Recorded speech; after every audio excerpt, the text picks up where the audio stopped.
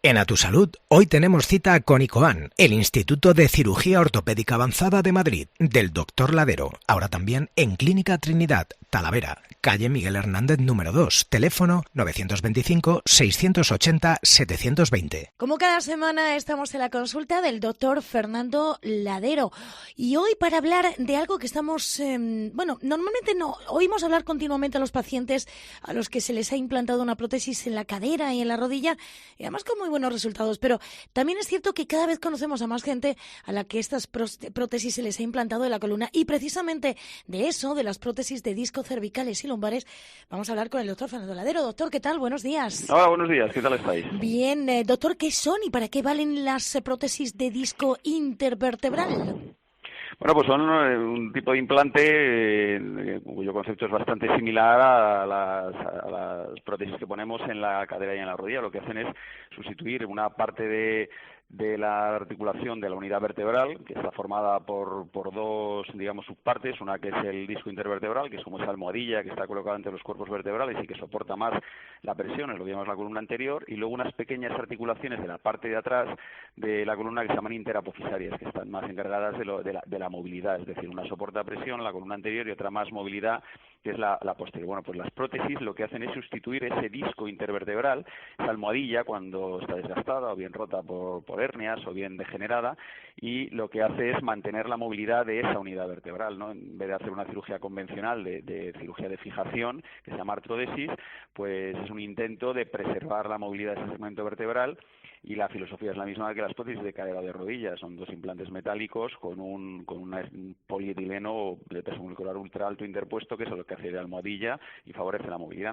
¿Y se pueden implantar en cualquier zona de la columna? Bueno, básicamente sí. Las zonas que normalmente se operan son las zonas móviles de columna, que son donde asienta generalmente la patología degenerativa o herniarea, que es la columna cervical y la columna lumbar, ¿no? Y, doctor Ladero, ¿valen para todo tipo de pacientes independientemente de la edad que tengan? Hombre, no. Normalmente este tipo de implantes, fíjate, un poquito al contrario de lo que ocurre con las prótesis de cadera o de rodilla, los utilizamos en pacientes jóvenes, porque mira, en la columna hay una patología asociada a la cirugía de artrodesis, que es la cirugía de fijación, que es la que utilizamos de forma convencional, que básicamente lo que intenta es limitar la movilidad o abolir la movilidad de ese segmento vertebral para quitar el dolor. Claro, eso lo que implica es que con el paso del tiempo se va a producir una cosa que se llama nivel adyacente, es decir, al suprimir la movilidad de un segmento vertebral, pues el resto, los limítrofes, están más sobrecargados y pueden degenerar más fácilmente, con lo cual este tipo de implantes protésicos para preservar la movilidad los utilizamos al contrario de las prótesis de cadera o de rodilla en pacientes jóvenes. Bueno, estamos hablando,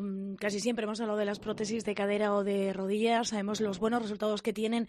¿Estos también tienen los mismos resultados, estas prótesis de disco cervicales y lumbares? Bueno, pues sí, en cierta manera, ¿no? No podríamos extraponerlo completamente a los resultados de las prótesis de cadera o de rodilla, que su filosofía es un poquito diferente.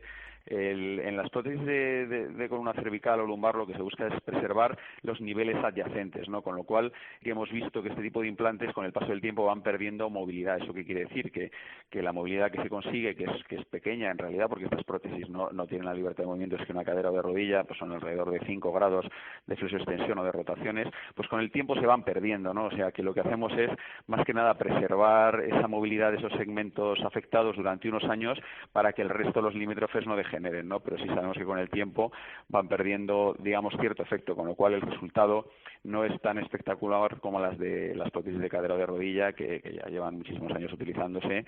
Bueno, pues para terminar, ¿qué diferencia hay con las otras modalidades de cirugía de columna de las que hemos hablado aquí en otras ocasiones, doctor? Bueno, pues básicamente lo que te comento, que mantienen la movilidad de ese segmento vertebral en el que hemos sustituido el disco y ponemos esa prótesis.